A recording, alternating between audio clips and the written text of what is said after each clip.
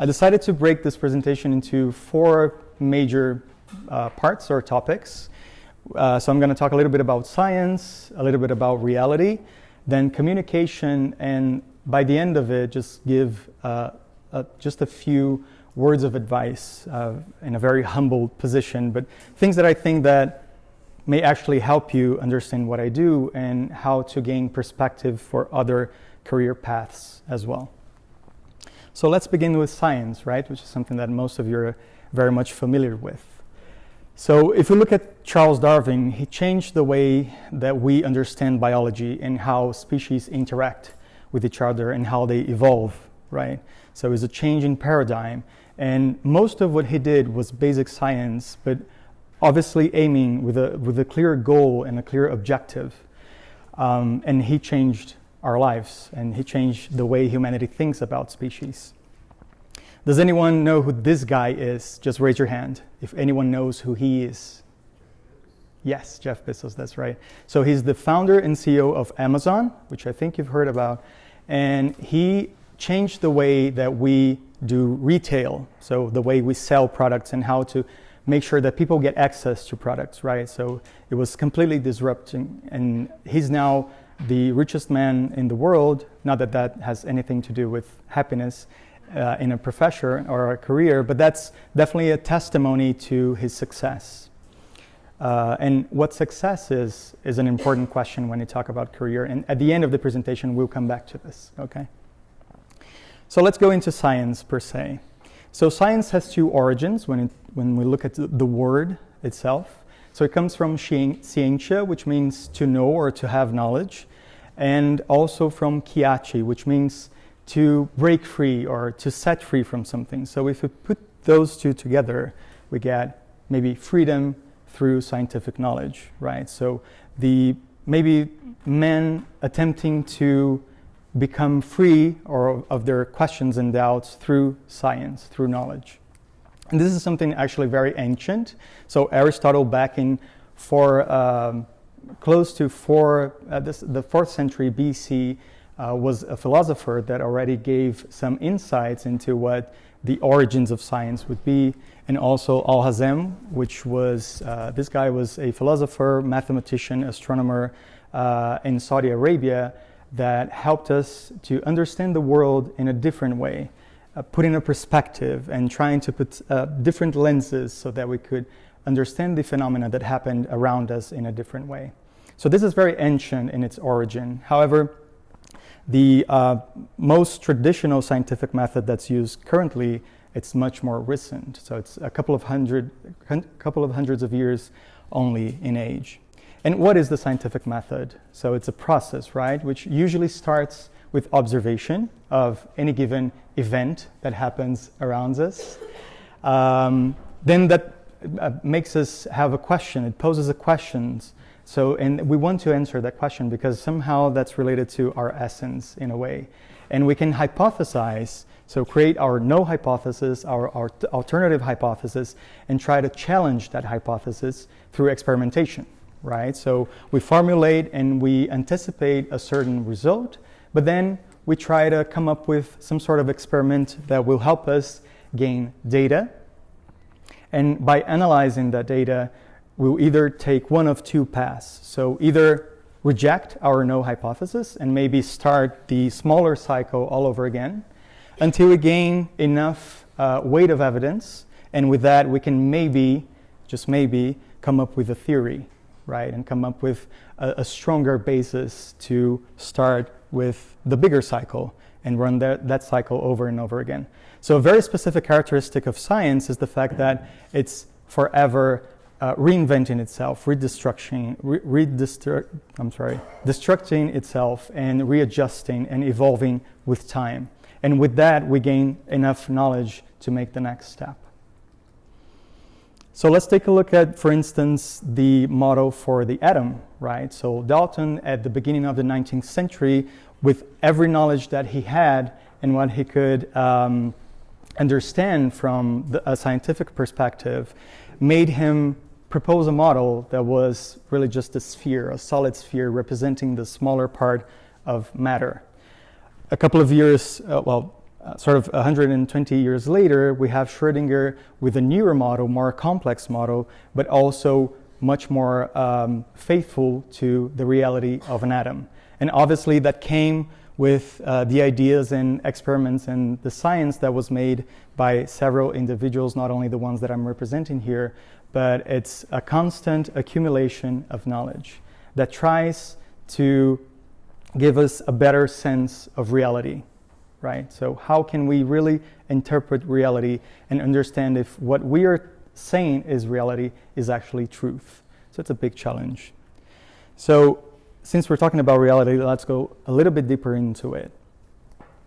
And now I'm going to challenge you with 3 different visual experiments, if you may say. So the first one is very easy, okay? And I would like you to have in mind the reality against your perception, what you are actually being able to perceive. Do I actually need to fill in the gaps so that you can understand what I'm trying to say here at this sentence? Or does your brain automatically fills the gap, right? So I only removed, I guess, like the A's, the E's, and an I with an accent.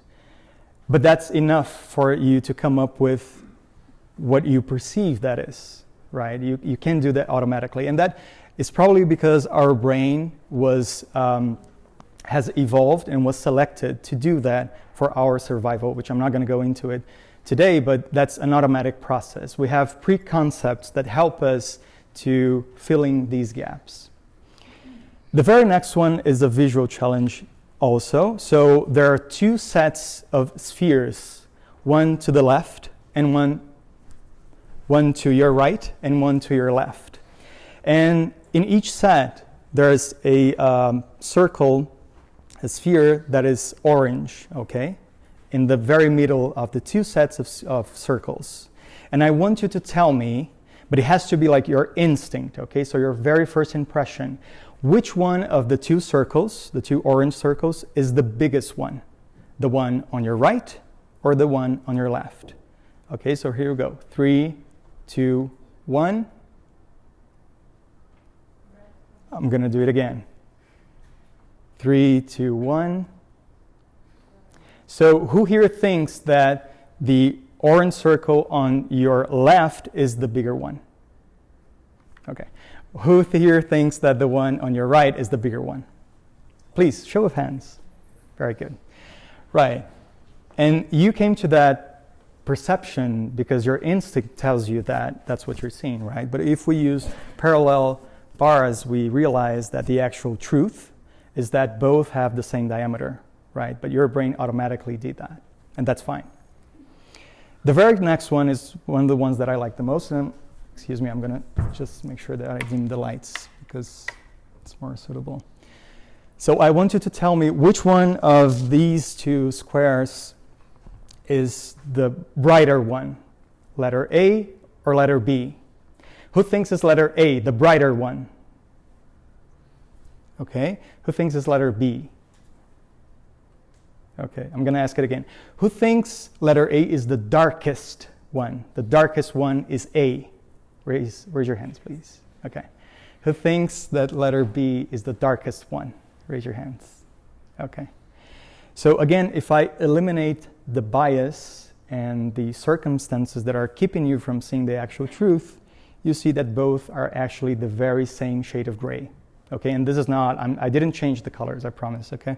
I can show you later on, but you see it's just a matter of getting rid of the biases. And that's what science tries to do as well, right? Just make sure that we get to reality in a way that brings us closer to the truth. And it's interesting because we try to use science to solve every single problem in our lives, and we realize that it's not necessarily giving us the best there is. However, it's brought us a lot, right? So this is an example I always like to give. Does anyone know this woman? Her name is Neri Oxman. She is Israeli. She is a designer, and she coordinates a group at MIT called the Mediated Matter. And she works at the intersection of biology and synthetics with bio-inspired design. So she gets inspiration from biology to build all sorts of cool stuff. And for instance, some of the areas that she works with, computational design, materials engineering, additive manufacturing, and synthetic biology, to come up with this. A chair built for the Dalai Lama to calm the mind. A device, this one right here, that you can wear in other planets if you need to convert solar energy into some sort of different energy. And she got this inspiration from our gastrointestinal tract. And if you extend this sort of belt that you can use, it reaches 60 meters long. And they have put cyanobacteria along with E. coli to make sure that this becomes an energy converter, so that if you go for an extraterrestrial exploration, you get to convert sun into any other type of energy that you need. Kind of crazy stuff. She also designed several different objects made out of chitin, so the polysaccharide that's present in many crustaceans, right, and arthropods in general. So it's the second most abundant biopolymer after cellulose, and she asks herself, why are we still using plastic bags nowadays? Because we have availability to get to chitin in tons and tons of kilograms, right? So she proposes a different use and different sorts of materials coming from chitin. And a final example here is an arm that gets to build a building, hopefully in one day. So it's sort of it's a printer, a 3D printer for buildings. So he uses concrete as the material here for additive manufacturing. And she got her inspiration from our bones. So our bones, they have more matter where it needs to carry the biggest load, and less matter, so it's more open and uses less material where you need less load. So she asks herself again, why are we still building these constructions which use the same amount of material in every single piece of it, when we should be dividing and trying to use less material and only use more material where needed? So pretty interesting stuff. It's kind of like out there, out of the box, and I just like to give this example. And she actually has a very interesting TED Talk, which I recommend, and also a lecture at the World Economic Forum, which is quite interesting. Okay, now let's go into communication and a couple of tools that we can use to make sure we communicate our science in a better way. So we now understand that science is this process that accumulates knowledge and tries to help us with understanding reality. So how can we turn that into communication and later on into business? So to communicate also has two root words. So comunicare, which means to take part in something, to make sure that you give your position regarding something. And also communis, which means to make it common, common to everyone. And it's necessary in any communication. If you're talking about cells or molecules or humans, it doesn't matter. You need at least two people, right? So one that's emitting a signal and one that's receiving the signal. So let's say that there's an individual represented by letter A that only speaks A. He lives in A world, and he uses orange as his color for communication. On the other side, you have B, speaking B, living in B world, and using green as a color for communication. If I am A, and if I want to communicate with B, and if I only speak A in orange, I'm pretty sure that B will not understand a thing, right? So ideally, we need to make a transition from orange to green, back and forth, to make sure we establish communication. And this is a very basic principle, but nonetheless one that is usually forgotten by many when we talk about communicating science. And some divide the ability to propagate science into different fields. So one is communication per se, which would be that between peers. So here I have Niels Bohr talking to Einstein about a specific subject in, I don't know, quantum physics or something like that, or relativity. And dissemination is when you make sure you propagate your knowledge to a broader audience. So someone who's not a specialist, layman, and you want to communicate, and you need to use tools, more specific tools, to make sure that they understand what you're saying, because they're not specialists in that field that you dominate. So why is it so hard for us scientists to communicate with the general audience, right? And there's this chart from Open Culture, which is 2 years old, but it's still pretty recent, and I think it will be for a long time, that I think represents very well why we have this challenge.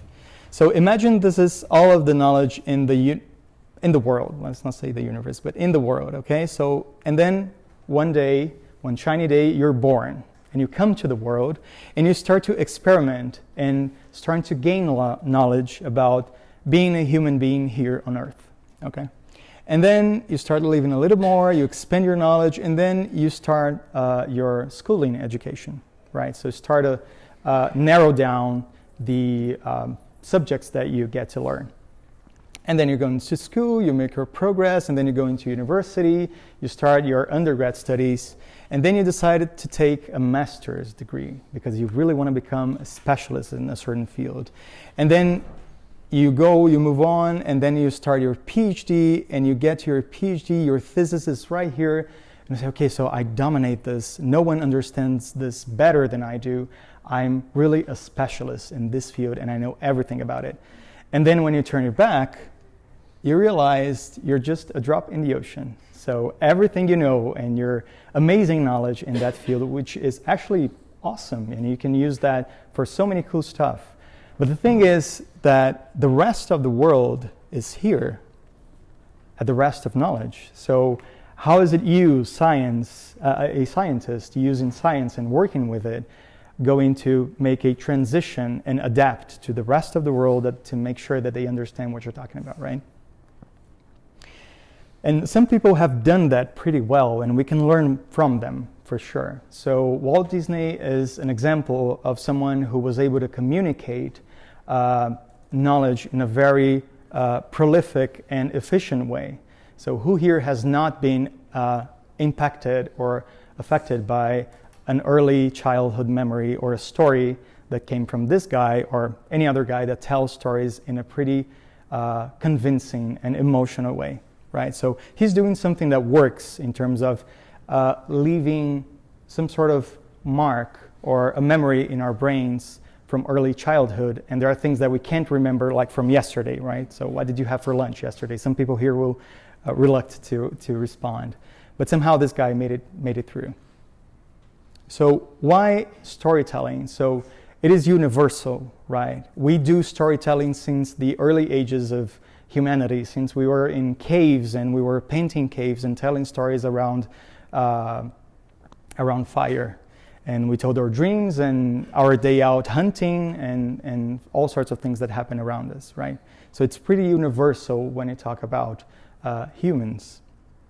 And there are some studies that say that when you build a structured story, so when you use storytelling very appropriately, somehow the wave brains of those people who are all together listening to a story, they start to behave sort of the same.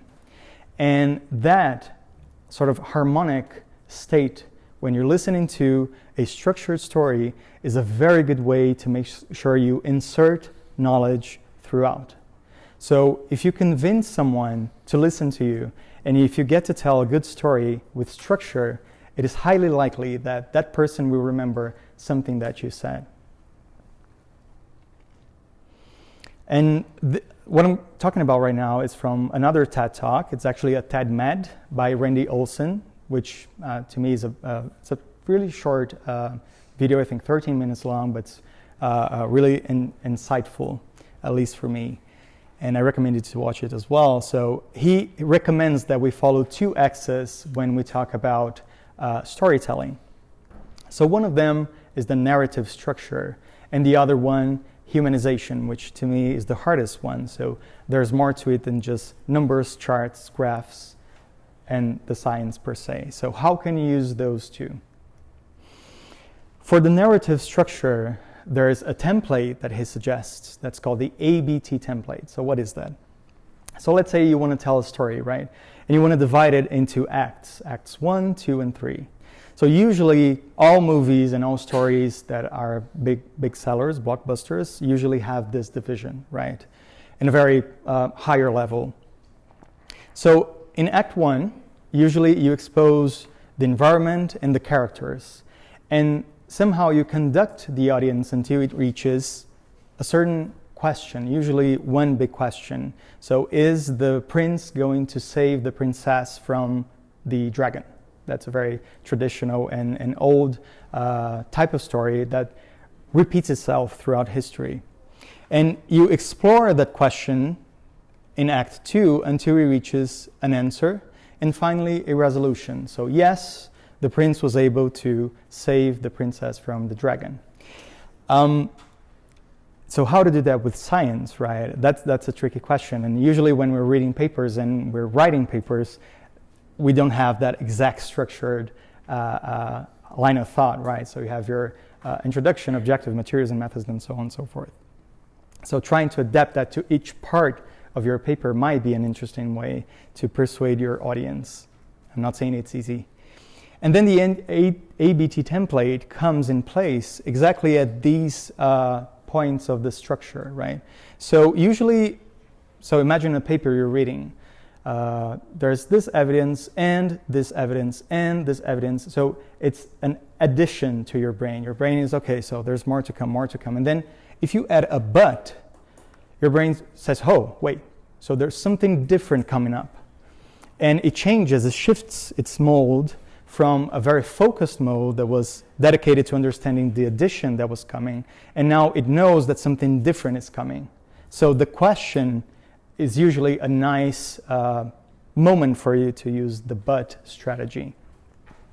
And throughout Act 2 and right at the answer, when you are already wrapping up the resolution to your question, therefore comes exactly as the element that will bring resolution right after the question was posed.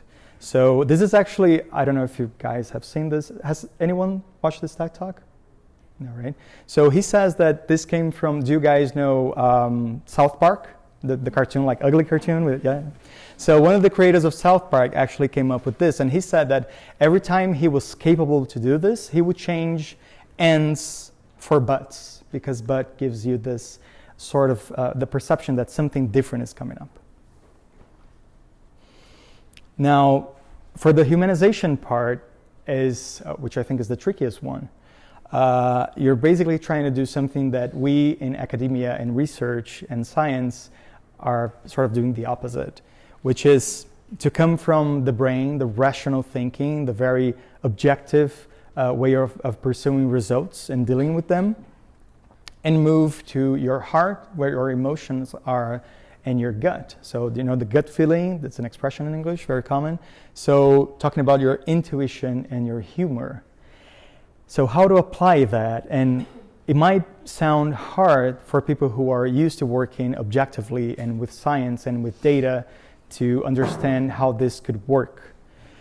But I give you an example from someone who's not from science, but from a very objective area. This is Stephen Denning, who was a very big guy in economics and financial services. He worked for the World Bank for several years. And this is a saying from him. He said that time and time again, when faced with the task of persuading a group of managers to get them enthusiastic about a major change that was about to happen in the company or a big project, storytelling was the only thing that worked. So this is a very linear guy, okay? He's very left brain thinking, very objective. He deals with numbers and with big contracts. And he admitted that storytelling somehow gave a good way of persuading people to adhere to a big change or to understand that a certain change was important in a certain project, okay? So it is a challenge that I give to each and every one of you, how to make sure that we humanize and how we build a narrative structure to put forth the science and the scientific knowledge that we want. Now I'm going to talk a little bit about my company and what it does and sort of try to wrap up with everything that I've talked about till now. So consulting comes from consultare, which means to give elements for deliberation. So to make sure that you provide knowledge that will help someone, your client for instance, to deliberate better about a specific subject or a decision that he or she needs to make. And that's where Chorus appears. So the reason for our existence is a very clear one. Why do we exist?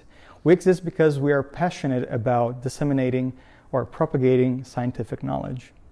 This is really clear to me when I decided to build this company. How we do it? So we work at the intersection between science, communication, and business. So we work generating value at this intersection. So I'll give examples to you, but basically a client is in need of scientific knowledge to make business decisions, and that's where we enter. We understand the best scientific knowledge, how to communicate it in an adequate way, especially focusing on the audience, and then we make sure that this is valuable for the client. So we have, in terms of what we do, we have three major areas, right? And we're actually analyzing if this is a good division criteria. So content elaboration, stricto sensu consulting, and training and lectures. So for content elaboration, we generate articles in different ways, especially for the agribusiness industry. So both for people who are not specialists, but also for people who are specialists in a certain field. And we talk about, for instance, aspects of modern agriculture. So how is it that producers will be able to use technology to overcome the challenges to make sure that we produce enough food, energy, and fibers for 10 billion people in 2050, which is a big challenge humanity has. We have also generated short texts and podcasts for one of our clients, which is Bayer, and also providing revision quality check for social media posts, which is something that you might find, really, do you do that? But usually the marketing agency does not have someone with a scientific background, with enough technical background to understand if the post that they're putting on Facebook or Instagram actually has the proper content and its integrity in terms of science is being adequate or not. In stricto sensu consulting, we work with data banks that you already know, such as PubMed, Web of Science, Cielo, and others, and to make sure that we search for scientific information, compile that in banks, in softwares such as Mendeley, which is an equivalent to EndNote, and elaborate specific reference banks for our clients for each product that they have. And we also discuss these scientific informations with the client directly, so making sure that they make better business decisions. So we write scientific papers and manuscripts for publication based on studies that the client has conducted, and also provide technical opinions for specific products, trying to collaborate with the claims that they say that product has. So my product is good for instance, let's say the pharma industry. My product is good for curing cancer. It's a very broad example, okay? So does it really? Is there enough scientific evidence for you to be able to state that? I just want to give you a few examples of the clients that we have today. So Monsanto and Bayer for agribusiness, for agriculture. Bezin, which deals with hormone therapy for men and women. Green Care, which is a spin-off from a Canadian fund exploring the medical cannabis market here in Brazil. The Conselho de Informações sobre Biotecnologia, which deals with many aspects of biotechnology and how to promote biotechnology here in Brazil. Sapien AG2, which belongs to the Publicis Group, which is one of the biggest marketing groups in the world. And also this university, the University of São Paulo, and the pro-rector for research. And talking about that is a project that I'm all kinds of happy to tell you about, in which we are going to build a basic module of courses that will be made available in Coursera. And they are going to touch on aspects related to good scientific practices. So we are doing this alongside our marketing agency, who are here today, overall agency, and attending this service is directed to the Prorector for Research, and these videos will be uploaded in Coursera in February next year, 2020. So the pillars for building this basic knowledge on good scientific practices will be on scientific method. So which one of these will be a specific course? Scientific method, academic workplace safety, scientific integrity, and research ethics. So this is a very basic nuclei of courses that will be made available for free for any research that speaks Portuguese at first. And then maybe we will move forward to other courses and more deeply into each of these subjects. Now, I'll quickly just touch on Pint of Science. So just making a very brief statement, personal statement. I'm really happy with the event this year.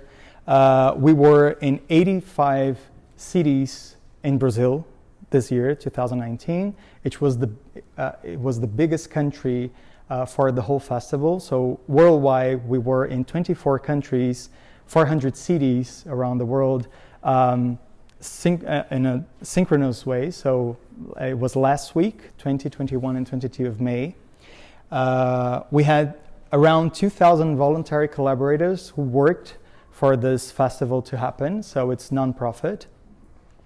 Over 1,200 presenters, and these are just rough numbers, but probably over 50,000 people who were reached out by this festival. Last year we had 40,000, but by the numbers, the estimates are growing. And these are just some of the people that I worked with throughout the week, which was very exciting. My parents came to visit. It was my father's birthday, so we sang happy birthday, and it was a great science, family, friends, and food and beer, obviously, moment. So pretty awesome. Now, last year, the research prorector invited me to participate in the second postdoc meeting that was held at the prorector. Was anyone there that is sitting here? Okay.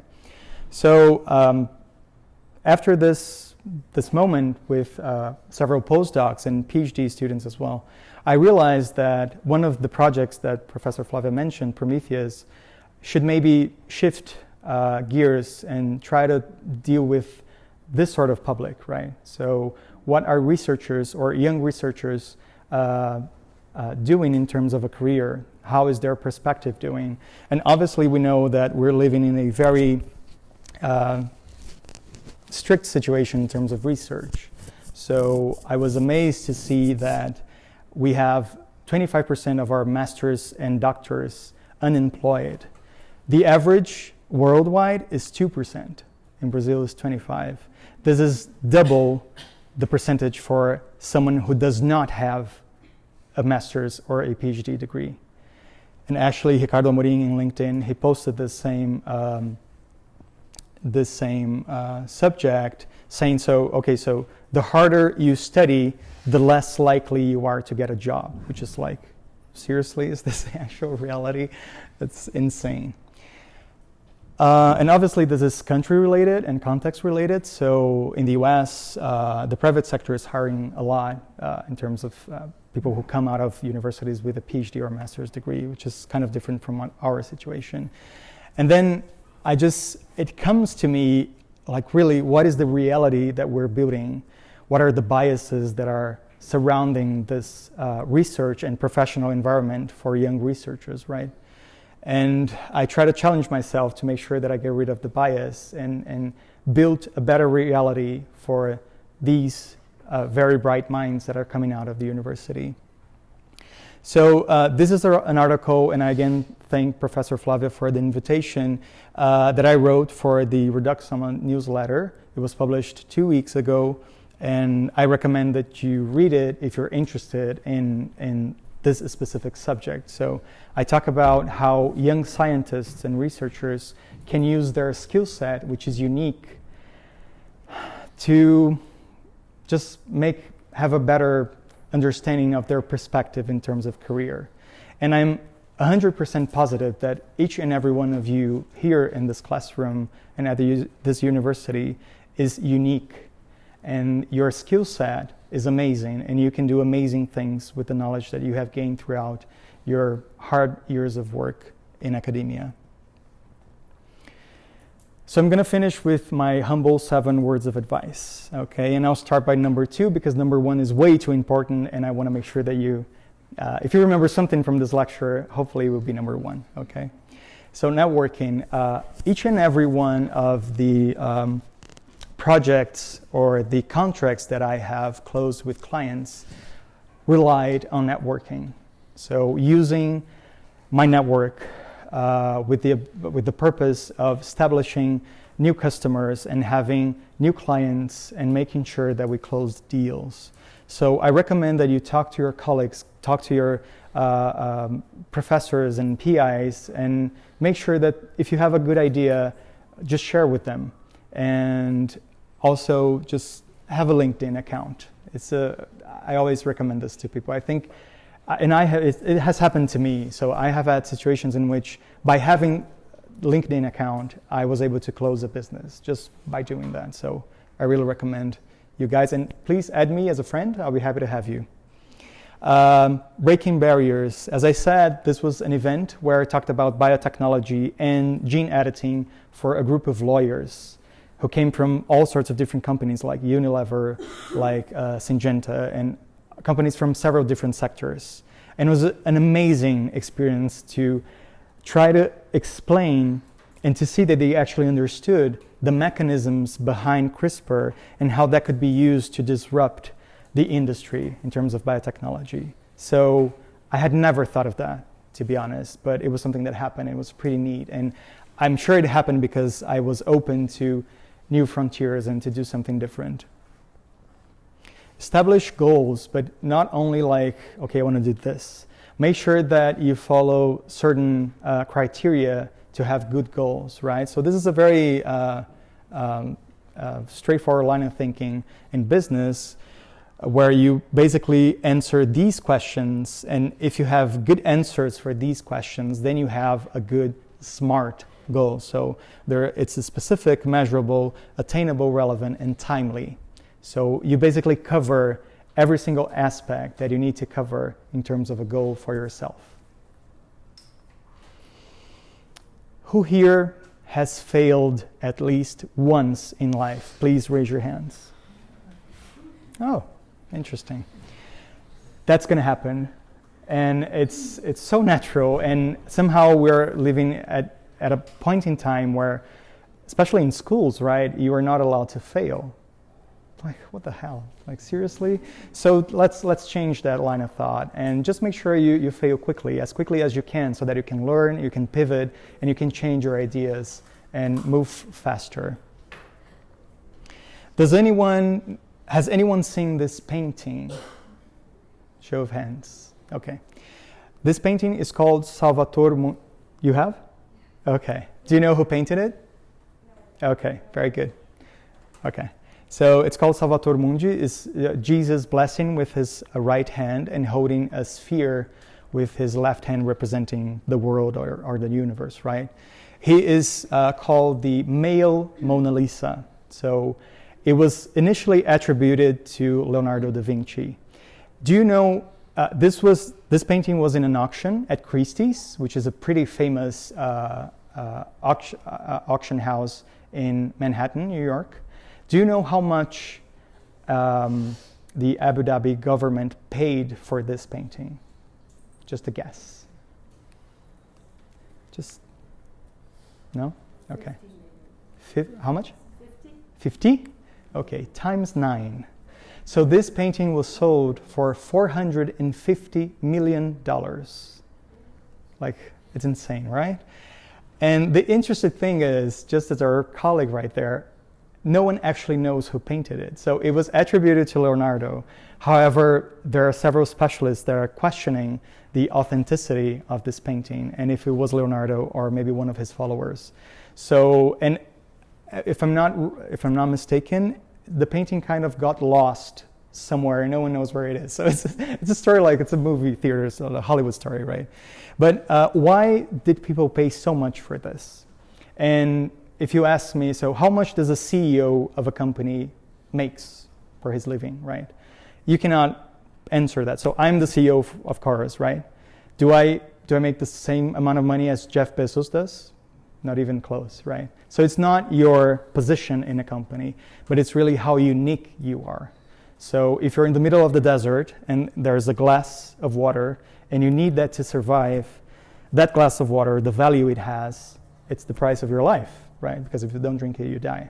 But if you are here right now, I have a glass of water that I will give for free to anyone. So it's really about uniqueness, about being unique. And as I said to you, each and every one of you here is unique in terms of the skill set that you have. And this is something that I really like to talk about, which is to focus on your virtues, right? As I said, you are virtuous if you get to put forward the skill set that you have. So make sure that you remember this. This is pretty important. The seventh and not last one, validate your business hypothesis. So we were talking about this earlier today. For every company or business or starting business to survive, it needs at least three things. So the team, the people behind the company, obviously, the product or the service, and definitely, and maybe most importantly, the market.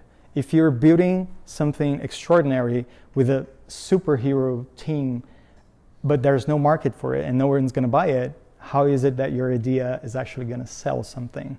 So please make sure that if you have an idea, if you want to transition from academia to building your own company, make sure that you understand a need in a market, a problem that you are solving with your idea. So is this success to you? Do you want to do basic research and you think you're going to be happy about it and you're going to contribute to the world and disrupt the way we understand biology? Awesome. If you want to disrupt the world and feeling successful by changing the retail market, you're free to do that. So it doesn't matter if you're working with birds in an island or if you're delivering packages with a drone, but I beg of you that before you actually put yourself forward, that you have a clear objective. Do you actually have a clear objective regarding your career path? And have you analyzed the elements that will be able to make a good career choice? Are you thinking outside of the box? Do you want to go and follow academic career? That's absolutely perfect. We need that. Do you want to go into industry? Perfect. Do you want to build your own company? Wonderful. But it needs to be something with purpose, with an objective, with a clear goal. And with that, I'm sure you're going to have success afterwards.